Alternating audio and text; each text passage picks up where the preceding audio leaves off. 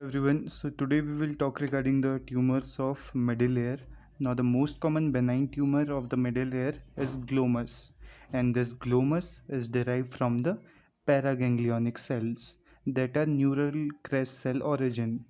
And normally, these neural crest cell origin paraganglionic cells are found related to the ninth cranial nerve and 10th cranial nerve, which are respectively near the medial wall of middle layer and the floor of the middle layer. So that is why we have two types of glomus tumor, either the glomus tympanicum or the glomus jugulaire. Okay, as we already know, this is the most common benign tumor. We also need to know the five important features about these glomus tumors. The first one being, though they are benign tumors, but they are locally invasive, and these benign tumors are encapsulated as most of the benign tumors, and plus these are non-chromaffin. Now why this is important is because most of the paraganglionic cells are chromaffin cells which secrete the hormones catecholamines, okay, as in the case of pheochromocytoma. These contain the chromaffin cells which are paraganglionic in origin and secreting catecholamines, and hence known as chromaffin cell.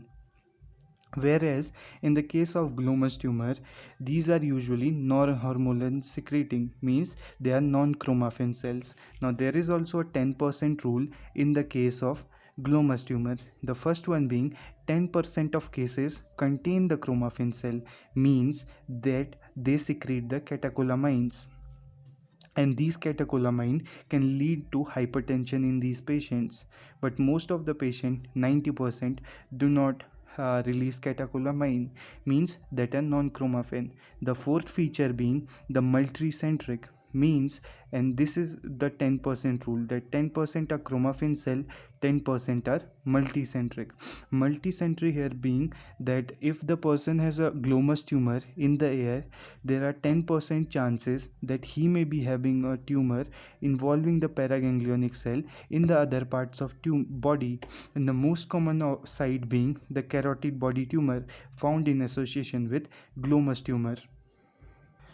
Talking about glomus jugulaire, the glomus jugulaire is located near to the body jugular bulb, okay, that is related to floor of middle layer, and here in the floor of middle layer it is also related to 9th, 10th and 11th cranial nerve.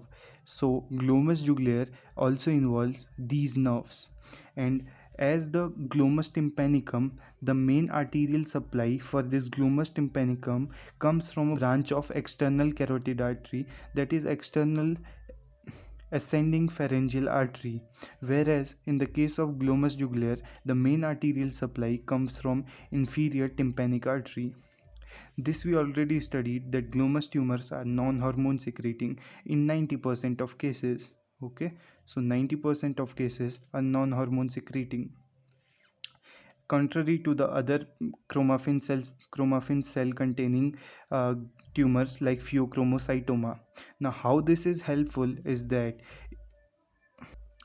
if the patient is in those 10% of cases which are multicentric or which are chromaffin cell containing, we need to check the level of catecholamines before surgery to treat the hypertension. Also we can take the help of VMA, vanillyl mandelic acid level in the urine, to assess whether there is excess of catecholamines in body.